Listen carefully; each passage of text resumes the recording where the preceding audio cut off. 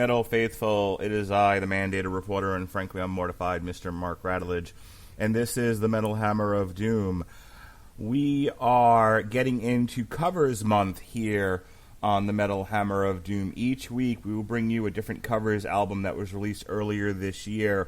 Tonight we are starting off with a band, a supergroup, if you will, BPMD. Not to be confused with EPMD, that's a rap group. BPMD is a heavy metal supergroup formed in 2019, which consists of Overkill vocalist Bobby Blitz Ellsworth, Violence and former Machine Head guitarist Phil Demmel. Let freedom ring with a shotgun blast. And two members of Metal Allegiance, bassist Mark Mengy and drummer Mike Portnoy.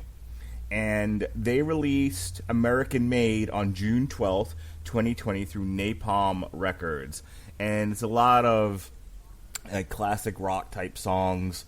It's a fun album. We're going to break it down for you tonight. Of course, I am not alone. Taking a break from giving out checks and breaking necks.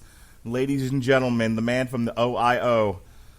It's Jesse Starcher. How do you do, sir? Oh, Mark Radulich. I am ready to talk some classic rock covers.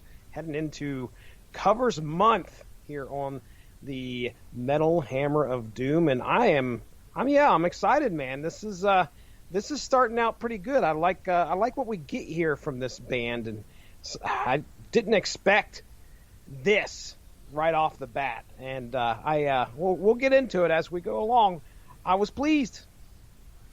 Yeah, this is a really fun album. I go through the wiki and I pick out what albums I want to cover, and I on the Metal Hammer of Doom throughout the year. And I noticed this one early on. On the wiki it said that it was a covers album, and it piqued my curiosity, and I was not disappointed. This is just straightforward fun. So let's not waste any time. Let's get into it. I don't have a whole lot of background. It's a super group. We've done Overkill on here. Have you listened to much Machine Head? Yeah, I like some Machine Head. Matter of fact, I think that last album that dropped, I don't know if we covered it on here or not, but I think we did. I like that album. And of course, the one that you quoted earlier, what is that, Davidian? Yeah. It's a fantastic song. I don't know a whole lot of their everything off their back catalog, but yeah, I dig some Machine Head every once in a while. You ever hear of Metal Allegiance? Never have. Me neither. Never have. I was just looking as to where they came up with the name, and it's not too hard, folks. Bobby Blitz, there's your B. Mike Portnoy, there's your P. And then we have, just like Mark said, Mark Mengy, and then Phil Demmel. So they're taking the last, I guess, initials of those last names and putting them together. Pretty simple stuff. And what was strange is I was like, what is the purpose of this group? Because I was like, this is a covers album. Normally a group that comes together like this and does a covers album has 2 or 3 albums beforehand. That's not the case. This is the only album. And they started out, and I assume this is their shtick. This is all they're ever going to do. The articles I've read didn't really say, hey, yeah, we're going to do covers and then we'll do our own songs after that. I have no idea if that may happen in the future, but as of right now, it looks like this is just a cover band, like a super cover band. And that's fine. I think, from following metal for as long as I have, I think there are some musicians that just need to stretch their wings and try other stuff, play with other people, and you don't always want to put the time and effort into writing new stuff. Sometimes it's fun to play other people's music. Oh, yeah. And you don't have to, especially since you don't have to make up your own stuff. I mean, everything's there for you when you're doing a cover. Everything's already been created. You just got to put your own spin on it. Yep. All right, so let's get into it. The first one, this is a hoot. Oh, buddy. Oh, I love it. This first one is The Nuge. The Nuge. Ladies and gentlemen, this is Wang Dang Sweet Poon Tang. Here we go, baby. Here we come. Tonight's the night. I said it. Gonna fill your hole with some rock and roll. It's gonna be the 1970s.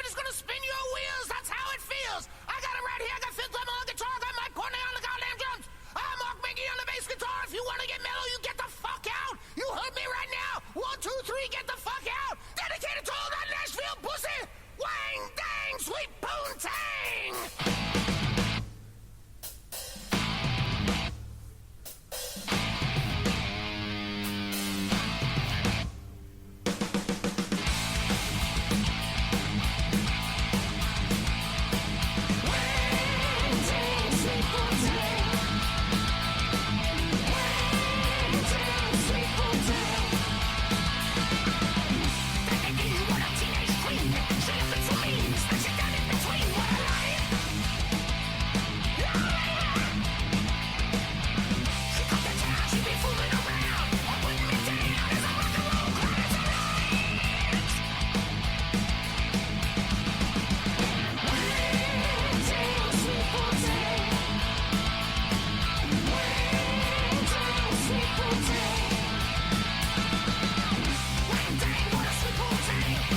Oh, wang dang, sweet poontang. Oh, it's great stuff. I mean, you open it up with Ted Nugent. You know, The Nuge!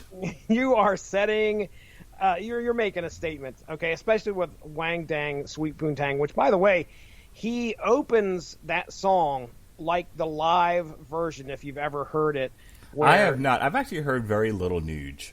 Okay, so Ted Nugent, I don't know what year it was, but he has a live album, and I think a lot of them are called like Gonzos or Great Gonzos or something like that. But anyway, Wang Dang Sweet Poontang was recorded live in front of Nashville, and Blitz opens it up very similar to the way he opens that Ted Nugent opens that live song up in front of Nashville. Says almost, I wouldn't say every word for word, but if you're going to be mellow, then get the fuck out. Oh, he says it, dude, and it's hilarious. Nugent, oh my goodness. I mean, I sent you a message earlier last week or this week or something, and I said, man, I mean, you look at bands like Steel Panther, and then take a look at Ted Nugent. Obviously a precursor, and some of the lyrics, I mean, just to kind of give you a few snippets from Wang Dang Sweet Poontang, the only Ted Nugent song that's being covered here. But trust me, if you dive into his catalog, you're going to find some more risque lyrics. But let me recite a few. He things likes here the too. gals, does he? Oh my goodness, does he ever? She's so sweet when she yanks on my meat. Yes. Down on the street, you know she can't be beat. What the hell? All right, baby, you see what I got here in my hands? I got it right in my hands. It's for you, baby. I think I'm going to yank on it one time. Look out. So there's some Ted Nugent for you. Truly feminist fare. Oh, yeah. I mean, it fits right in with the Me Too era. Yep. It's just... This isn't archaic at all. I dig a lot of Ted Nugent. I was just listening to Stranglehold probably about an hour before I got on here. That's about how long that song takes. It is a long one. Cat Scratch Fever is obviously an iconic Ted Nugent song. Did you ever hear the Pantera cover of that? No, huh? No. Oh, you've never heard Pantera cover Cat Scratch Fever? No, I did not. I did not know that was something. Yeah, that's pretty good. They do a pretty straightforward cover of it. It's on the Detroit Rock City soundtrack, and it's probably on some sort of compilation by now. Okay. And of course, then there's a Ziwango Zitango by Ted Nugent, which is a great Ted Nugent song. So, anyway, I love the way we're opening things up here. All right, this next one is a cover of an Aerosmith song. I've actually heard someone do it in this style before. It sounded very familiar to me. Here they go. This is Toys in the Attic.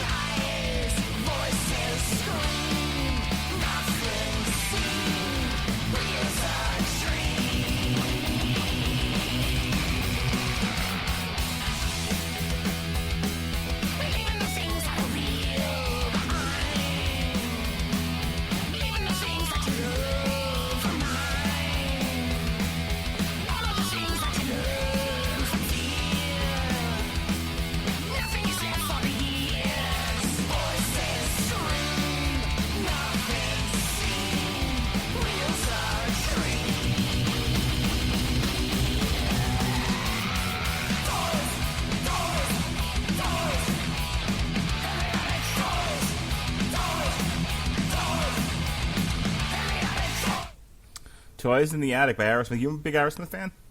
I mean, you probably point me toward the hits, and I'll be like, yeah, I know Sweet Emotion. I know Walk This Way. Dream I know On. Crazy.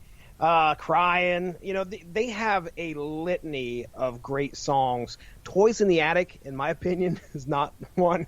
I don't like it. I do not like it. Yeah, And you know, it's funny.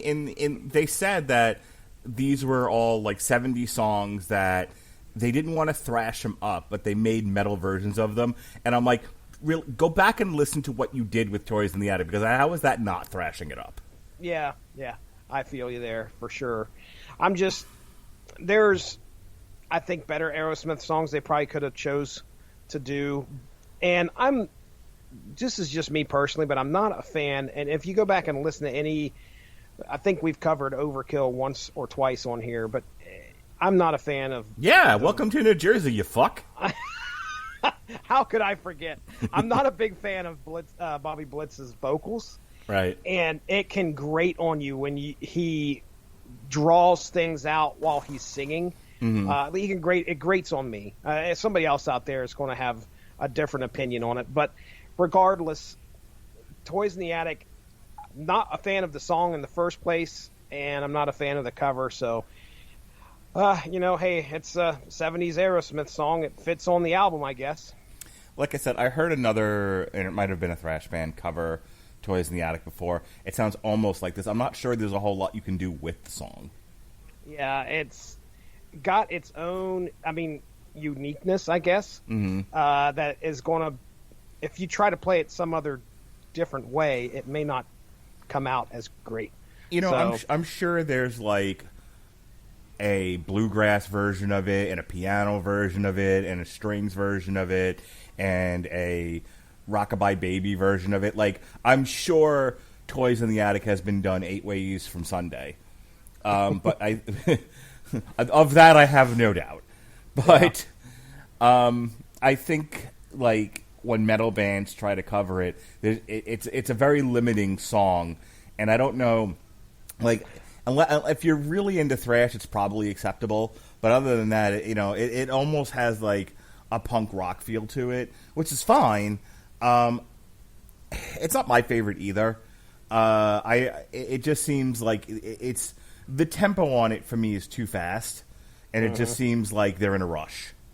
They're like, we got to get this done before the elevator door opens.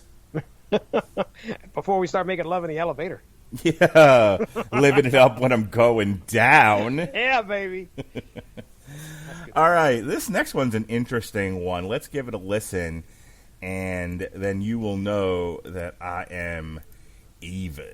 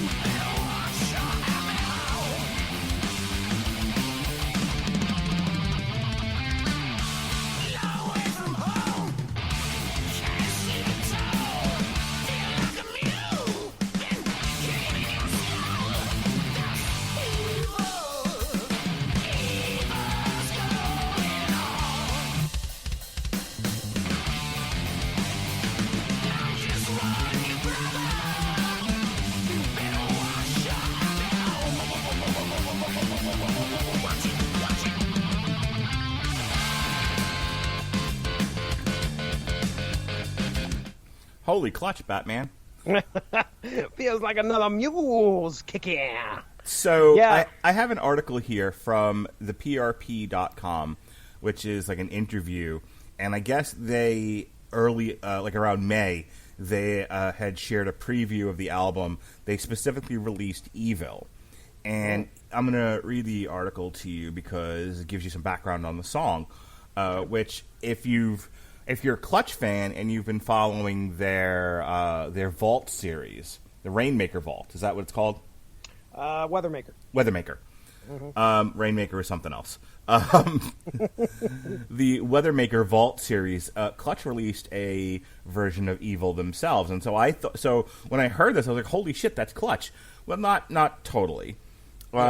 Evil is a Willie Dixon song that was later made revitalized by Cactus. I've never heard of Cactus. Neither have I.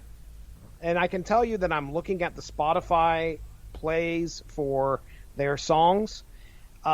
Evil, the single version, has 3,939,000 plays. The second most played song by Cactus is something called Parchment Farm, and that only has 500,000 plays. So Sure. Somehow, some way, I mean, this feels like a one-hit wonder kind of a deal for this band. That's the only one that's really played a whole lot. But anyway, go ahead. So here's what the band had to say.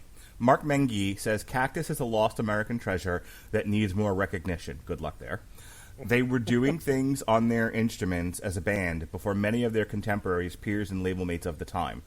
We were fully aware that the great Willie Dixon wrote this tune for Howlin' Wolf, another staple of Clutch covers, in the early 1950s. Cactus reimagined the song for their time of the early 70s. We reimagined Cactus's version for our generation in the early 2020s. So for a tune that is 65 plus years old that's still being covered, that says something. A good tune can stand the test of time. And Bobby Blitz says, One time you get the fuck out. he also If you don't like Cactus, you get the fuck out. There's a dog, get the fuck out. everyone in my house is going to come out of their rooms like, what are you yelling about? And I'm going to say, You're right about your room, you get the fuck out. There's another man in the house, Dad. He sounds so different. I didn't think I was going to have fun on this show, but there it is. Anyway, the other thing Bobby Blitz says, I choose my cuts on the record for two reasons. One, how would they fit my voice? And if you don't like me, Never mind. get the fuck out. And two, a deeper, heavier cut. I really love the grit in Rusty Day's voice on the Cactus track and wanted to replicate it with my own. Not copy per se, but for sure not lose that grit. Okay. The song to me, though bluesed bass, is the perfect bridge into the heavy metal that followed. Yeah, that's smooth, that transition. Mm-hmm.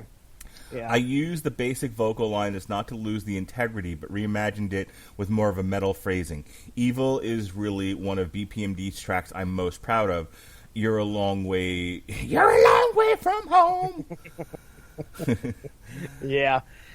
I like what Mengi said about how they're kind of trying to shine a light on Cactus, and maybe they should not be as buried as they are.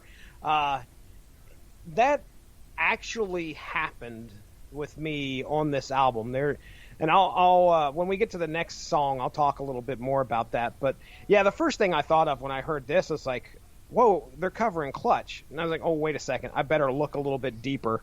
Clearly, Clutch was covering somebody else. But I've never heard the original song, so and the redone Cactus version either. But yeah, now I know who Cactus is. So I guess if they're trying to educate the masses, they've taught me something. Yes, indeed. And don't forget Willie Dixon and Howlin' Wolf. Willie Dixon and Howlin' Wolf. You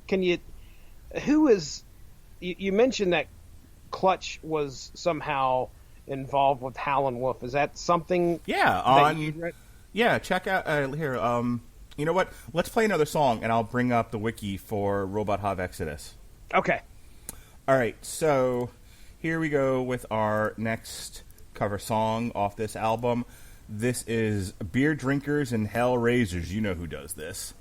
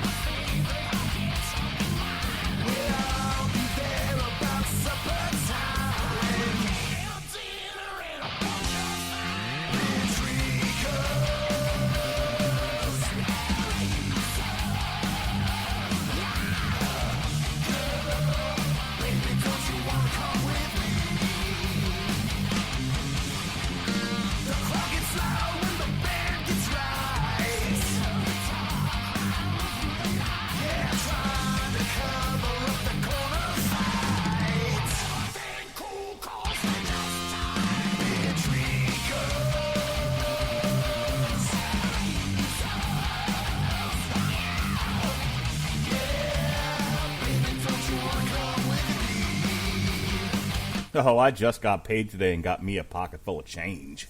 That's them ZZ long, Top. them long beards. ZZ That's Top. right. Yeah, that's. I mean, if you're covering classic rock, ZZ Top has to be on that list. Have you heard And- Mastodon's cover of Just Got Paid? No, have you Jesus heard? Christ, Jesse. Well, now hold on. Now, Just Got Paid was covered also. by... Hang on. My wife just walked into the dining room. What are you doing in here? You get the fuck out! I'm trying to do a podcast here. I'm trying to do a podcast. Get the fuck out! 1, 2, 3. You better get the fuck out. She's giving me the "you're mildly irritating" blinky eyes. Leave me alone. I love you, honey. Get the fuck out! She's looking at me like, "What are you doing?" Like, I get your weird song, but what? yeah, I did be with us about 10 minutes ago. Hilarious. Marriage is fun. All right, Yes, it is. Let's get I wish back my to the- wife would walk down here. I would love to tell her to get the fuck out right now. just straight get the fuck out. What are you doing in the basement? Get the fuck out. She never comes down here though. That's the bad problem about it. I Maybe won't she'll be send able you to a yell. text.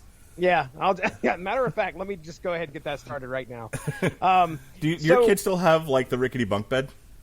No, we got rid of that. They're in the process. Yeah, they have a nice firm metal bed. It is definitely a sturdy. There's the word. All right.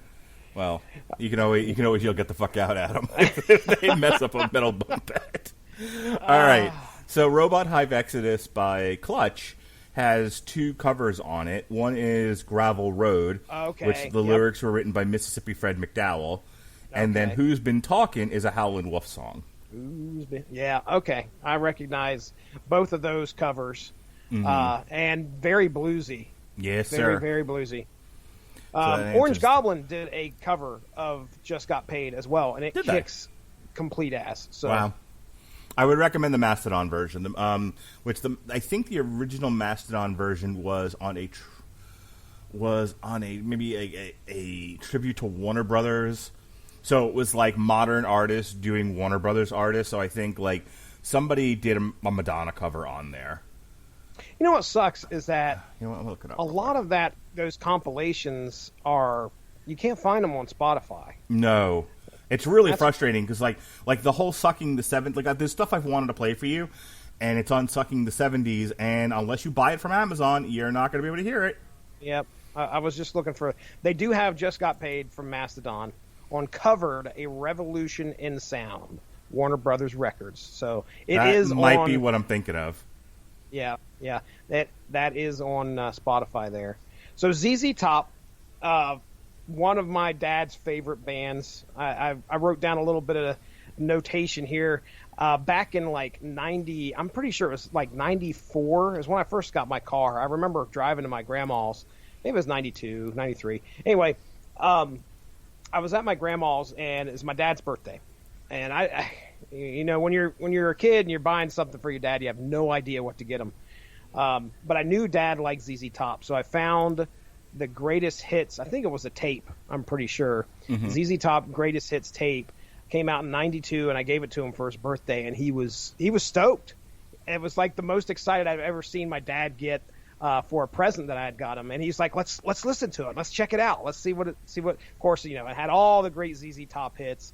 One of which was not this song. This was a rather deep cut, in my opinion, for ZZ Top. But ZZ Top has a lot of recognizable. I mean, LaGrange. We just talked about Just Got Paid. Legs. I mean, you could name so many ZZ Top songs. And if you want to talk, we were talking about the Nuge and his suggestive lyrics. I look at ZZ Top and the name of 50% of their songs: Tube Snake Boogie. Pearl Necklace. Yes, sir. I mean, there is some very, very suggestive song titles. Oh my goodness. I was trying to think of some of the other ones. Fuzzbox Voodoo. I actually had to look that up. I was like, certainly they're not talking about what I think they're talking about. Yes, sir. And they like the vagina, those ZZ Top fellas. oh my goodness. So Woke Up With Wood. Woke Up With Wood is the name of a song that ZZ Top Well, did. I think that's And something we can all relate to. Hey, You know, I think that is honestly what they go for. They're like, well, we're guys. Let's talk about, let's talk a little about the guy, the guy things. I think, I know, like, the perception is that the world is going a certain way, and certainly that's what you see a lot of in the media and in Hollywood. But just remember, there's guys like ZZ Top still out there. Mm-hmm. And they like barbecue and vagina, and they're not particularly classy about either. Yep. And I know this because I watch barbecue videos now on YouTube, and I'm really into the barbecue pit boys. Mm-hmm. And it's just old bearded men cooking up the most delicious barbecue with guns in the background and thumbs up, and it's just amazing, And so it's like they know what appeals to at least 51% of this country. Yeah. Oh yeah. Oh man. So I mentioned how this song right here, it actually sent me on a path to listen to some more ZZ Top because it'd been a while since I'd listened to some. I see in my friends thing you got Sure Got Cold after the I don't know the rest of it. Sure Got Cold after the rain. So I'm listening to ZZ Top over and over and over, and I'm like, okay, there's this great 50-song album that apparently they put out. It's just called, I think, Turning 50 or Going 50. So I'm listening to that, and then we hit those blues covers that I shared with you, and I liked them so much that I was like, I'm going to try something. I don't usually do this with Spotify, but I took it and I right-clicked and I did a radio station off of that one song. And I have been very impressed with the algorithm that Spotify had chosen all these songs just based off of, I think it was, oh my goodness, hold on a second. It was Jesus Just Left Chicago. So that... Because he was being shot at? No, sir. But the reason I'm bringing that up is BPMD's point of what they're trying to do, I imagine, with this album and these songs is to kind of let people know, okay, hey, these bands are out here. These are our inspirations, and some of them may not have got the fame that they deserved. Using Spotify, I was able to listen to a lot of bands that I didn't recognize or hadn't heard in such a very long time, just because they're not completely in my wheelhouse, but enjoyed a lot of their music. I started listening to some Deep Purple. Yeah, I did something very similar. I listened to Clutch's playlist. Yeah, I remember you talking about stuff like that was inspirational to them, and it's like hella bluesy and 70s rock and jam band type stuff. And then I just I played through the entire playlist, and you just let it play. If you have that setting on, it'll just keep adding to it based on the algorithm of what's in the playlist. And there was some great stuff that I heard that day, like really killer bluesy stuff. Yeah, I don't really hit the heart button too often, but if there's a song that I really want to listen to at some point again, I hit the heart button. So number one, I don't have to remember the artist.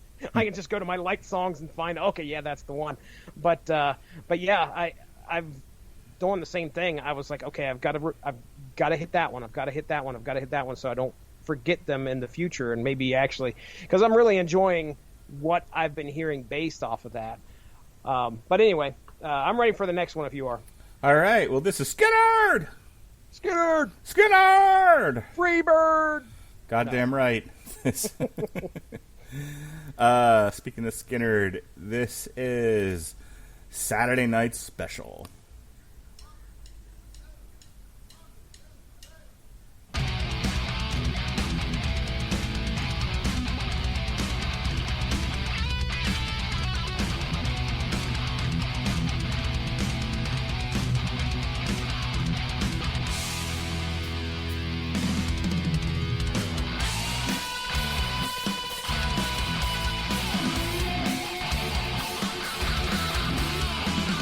To feed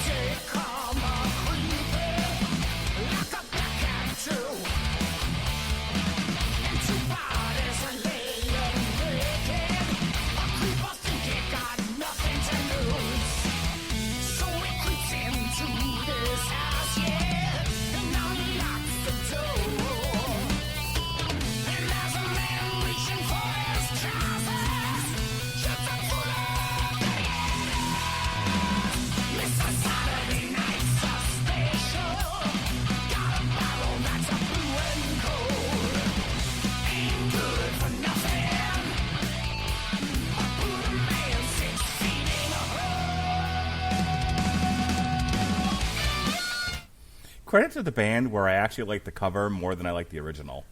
Oh yeah, he did put a nice BPMD spin on this. His vocals are very standout, not similar to what we're used to with the original. Well, not only that, but like the additional like double bass drumming, especially in the beginning, it almost reminded me of the 1000 Homo DJs cover of Supernaut. I know Supernaut. I don't know if I know that cover. 1000 Homo DJs was like a side project with Al Jorgensen and Trent Reznor. Okay. And then I think since then, since you can't say 1000 Homo DJs anymore, I think it's been since like reattributed back to Ministry. But oh, really? Yeah. But the original 12-inch single that got played in clubs and got played to death. You've never heard it, huh? Can't say I have. I don't know. I don't believe I have, unless that is the version I'm thinking of. But I doubt it. I'm pretty sure Supernaut was originally done by Black Sabbath. Okay, maybe it is then, because the one I'm thinking of does not sound as old as that probably is with Black Sabbath. Supernaut. I want to reach out and touch the sky. I remember some kid, like, before YouTube was a thing, some kid put up, like, a video on, like, a local Access TV show, and it's just him, like, lip-syncing the song with a psychedelic background. Spectacular. It's like, white people are so embarrassing. Anything that entertains us. Yeah. Anyway, I think they did a good job of Saturday Night Special there. I agree. I like Skinner. I definitely dig this cover. And again, this is another band that needs to be on an album if you're covering classic rock. So it fits perfectly, in my opinion. Indeed. All right, so this next one I don't know. I don't know if you've ever heard of this one before. This is, well, you've certainly heard of the band Blue Oyster Cult. Of course, they're famous for Godzilla and Burning for You and all of that. But this is not one that I think I've ever heard. So this is Tattoo Vampire.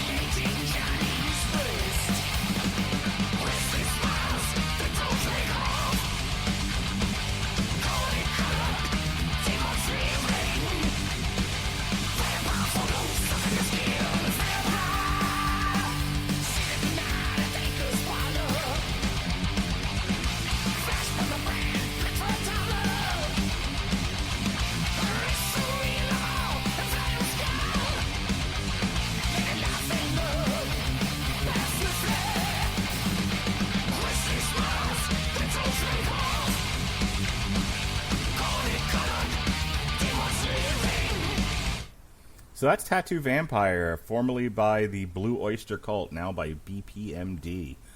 Again, they say they're not thrashing these up, but I'm getting a distinct thrashy feel. Yeah. This song, just like you said, I'd never heard of it either. This was kind of out of the blue, the Blue Oyster Cult, as a matter of fact, and I like it. I was like, hey, this is not bad. Now, if I knew what the original sounded like and kind of grew up on that, I might have a different opinion. But I think whatever they're doing with this song makes me want to go seek out the original and find out what the differences are. I mean, Blue Oyster Cult, you got, just like you said, we have Godzilla, Burning for You, Don't Fear the Reaper. Yeah. Cities on Flame with what, Mark Radulich? Rock and roll. That's right. And if you look at the top 10 on Spotify for Blue Oyster Cult, this song's not there. So this, I assume, is at least a deep cut when it comes to Spotify. And it's pretty good. I can't say I know much more about Blue Oyster Cult than the hits and what I played on Guitar Hero 3. So it's good, man. I mean, I think they did a great job with it. So, by the way, I just wanted to say your covers playlist is gone. Did you delete it? maybe I might have deleted it a while back just to because I think I had downloaded a bunch of songs. 43 hours and 23 minutes of covers. I still have the playlist in front of me. Like I can see the songs, but I was just sitting here thinking, there's Supernaut right there. Second one down, a tribute to Black Sabbath by Turisas. Turisis. Yes, and that's a whole other band. Oh, same song though, obviously, right? Same song, yes. Yeah, but okay. it's All being right. covered by a folk metal band, Turisis. They do a much better cover of Rasputin. Okay. So Phil Demmel picked this one. Like the bands each picked like 2 songs, and then there was like some shared choices. And Loudwire has an article with the band, and they talked about their choices. Phil Demmel picked the 2 that this one, and then the next one we're gonna listen to. And of Tattooed Vampire by Blue Oyster Cult, he said it's probably the deepest cut on this record. That he was a huge BOC fan, and he wanted Violence to cover the song back in the 80s.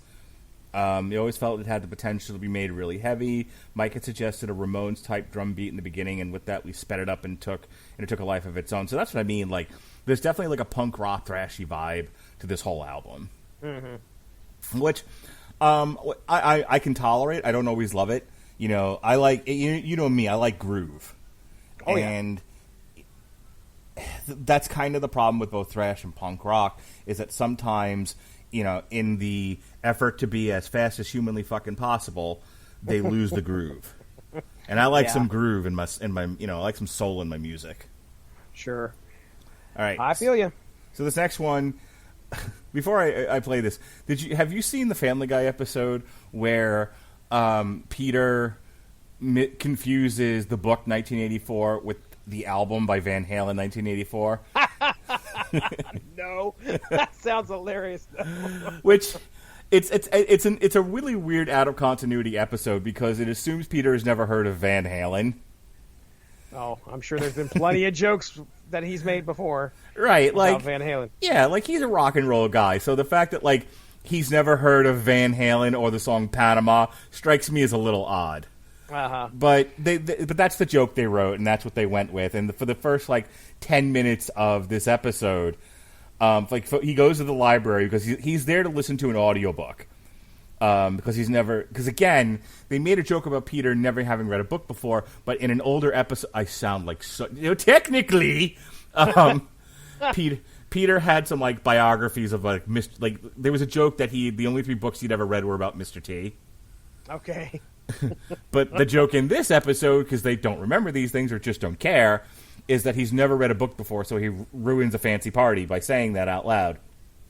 So Lois gets pissed off and send him to the library to read a book, and she's like, just read 1984. And so the librarian gives him the CD Van Halen 1984 instead of the audiobook 1984. And he's like, this is books? And so he's like playing air guitar, and of course there's a joke where there's a guy in the library. He's like probably listening to Orwell. Oh, nice. That's funny. So for the next 5 minutes of the episode, he is completely obsessed with the song Panama and Van Halen. And at one point, he just drives the car into the house, and he's like, has David Lee Roth called yet? And he gets out of the car, and of course he's dressed like fat David Lee Roth. And he says something and then does like this kick split. Oh, jeez. It's so funny. Now, you're how are you tying this into Blood Rock? I'm tying it into DOA by Van Halen. Oh, okay. Got it. All right. Which is the next song, see?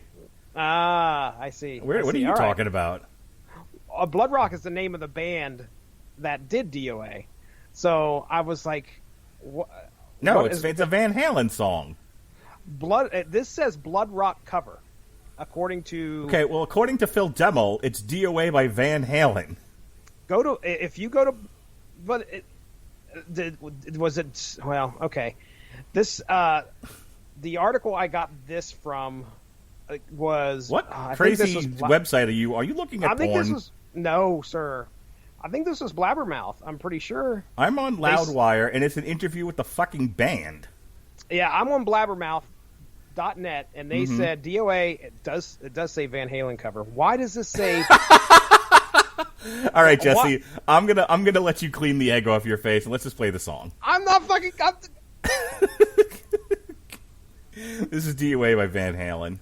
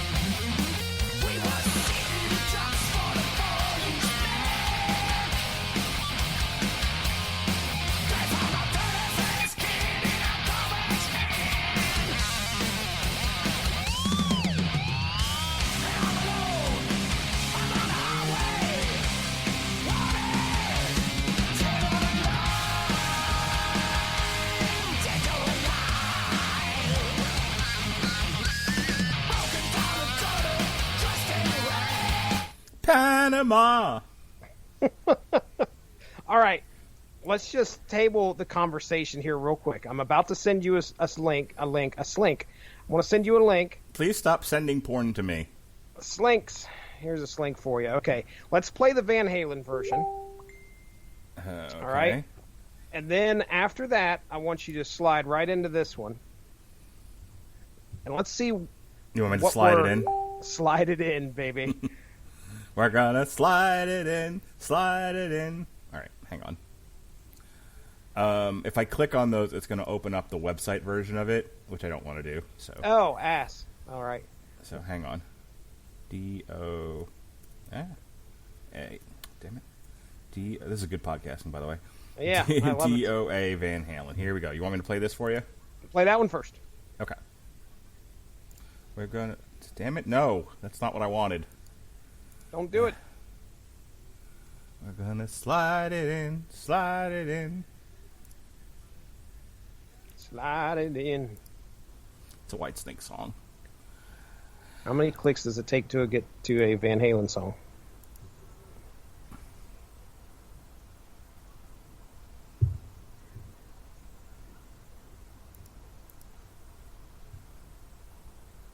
Okay, why won't this play?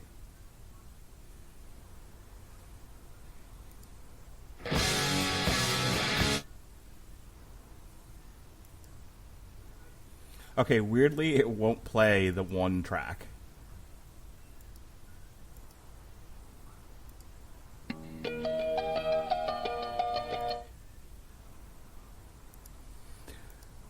So, for some weird reason, it won't play one track off this album. What is going on? That's weird, man. What happened? Like, it wouldn't play the one song. It'd play the... It's not grayed out or anything, but it won't play that one particular... I'm going to try this from a different angle. Okay, all right. Or I'm just going to give up and we'll play Panama. Okay. Play the Blood Rock one at least that I tried to send you. Okay. Well, I guess I'll get out of Van Halen then. Yes. You got it. The idea is, so I'm trying to figure out where I got this article from, because now I'm pissed that because I straight up copied it off of. I don't think I copied it off the wiki. But yeah, I'm looking at Blabbermouth, and it definitely says Van Halen cover right there. And I'd never heard of Blood Rock. Blood Rock is the name of the band? Blood Rock is the name of the band, all one word. I'll look it up that way. Blood Rock. And actually, while you're doing that, I'll look up the wiki here, and we'll talk about. So Blood Rock was a American hard rock band based in Fort Worth, Texas, that had success in the 1970s. The band emerged from the Fort Worth club and music scene during the early to mid 1970s. And yes, according to Spotify, their most popular song is DOA. All right, hang on. All right. Here we go.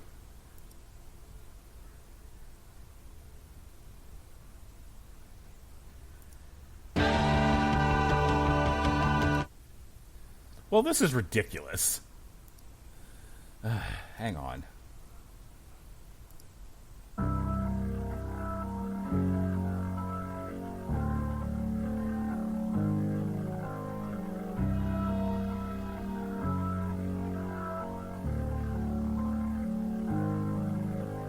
Laying here, looking at the ceiling. Someone lays a sheet across my chest. Something warm is flowing down my fingers. Pain is flowing all through my back.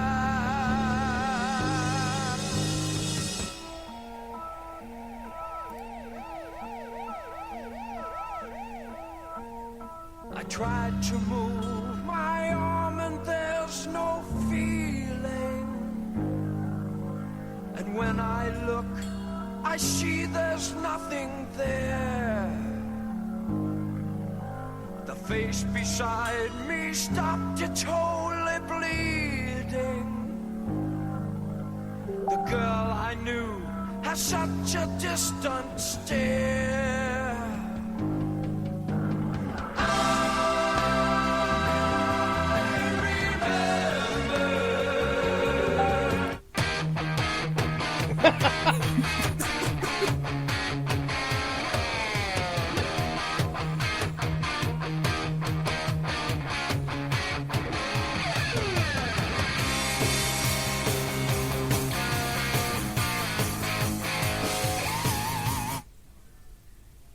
Damn it.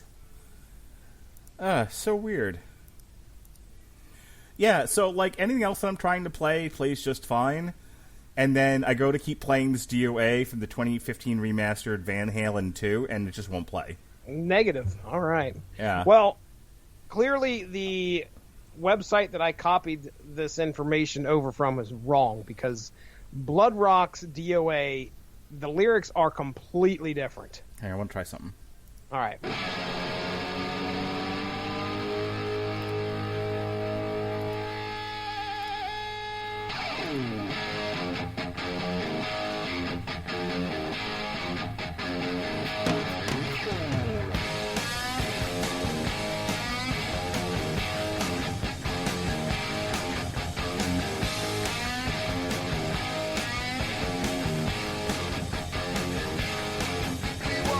All right, so I think the mystery is solved. Okay, what is it? It's a Van Halen song. Okay. Perfect. Can we move on now? Yeah, I guess we've solved the mystery that it is definitely not a Blood Rock cover. That when Phil Demmel said we're doing a Van Halen song, he was not playing.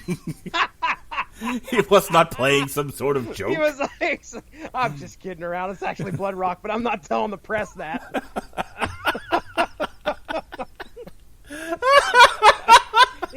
It's one big fucking secret, and this one website figured it out. What a bunch of bullshit, man. I can tell you that Blood Rock shit sounded pretty doomy. I mean, my goodness. We needed some Panama after that. Yes, we did. James Gang, buddy. Let's hear some James Gang. I hope that's who fucking did this next one. Yes, this is Walk Away by the James Gang.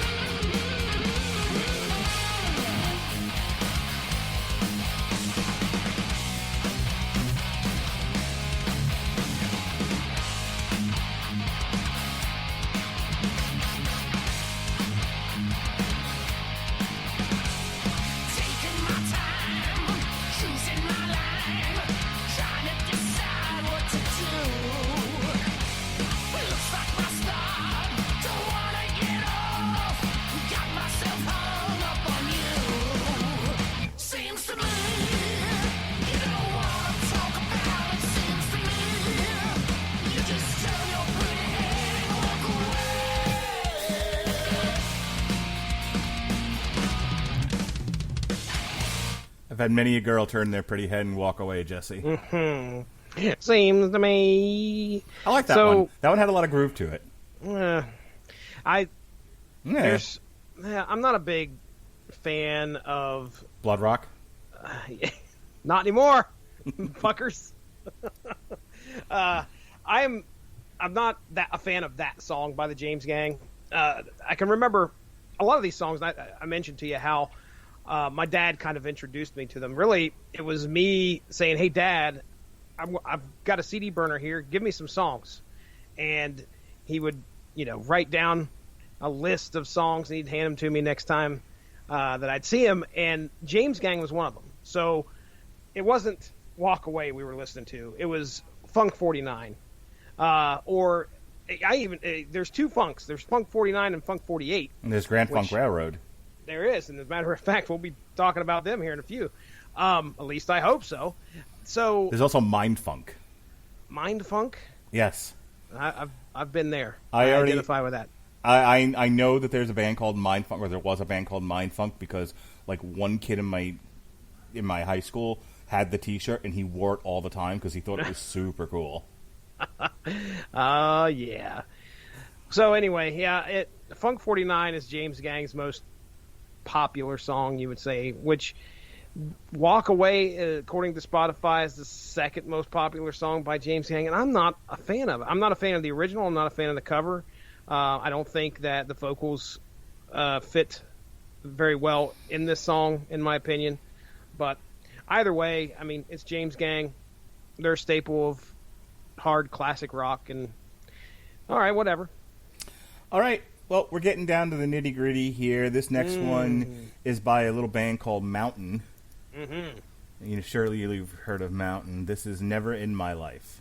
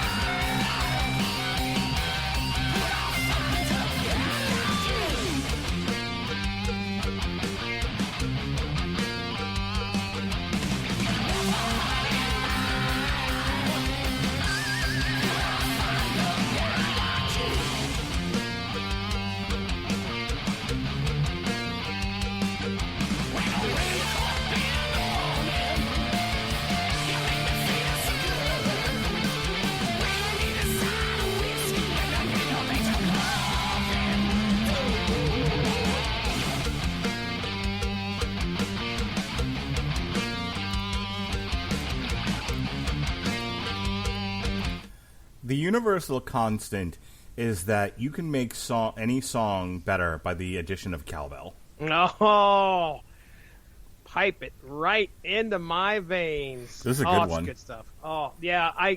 We're going to end strong here with Mountains, Never in My Life, and the next song. You can't ask for two songs that complete an album better than what they picked here. I think they knew what they were doing when they chose these two to close it out. But yeah, man, Never in My Life is a great song. Mountain, more obviously famous for Mississippi Queen, if you know what I mean. Yes, indeed. But Never in My Life's up there, man. It's a good tune, and this cover's fantastic in my opinion. All right, this is the last one of the night. This is by Grand Funk Railroad. God damn. It's the most patriotic song ever written. More patriotic than any country song. This is We're an American Band.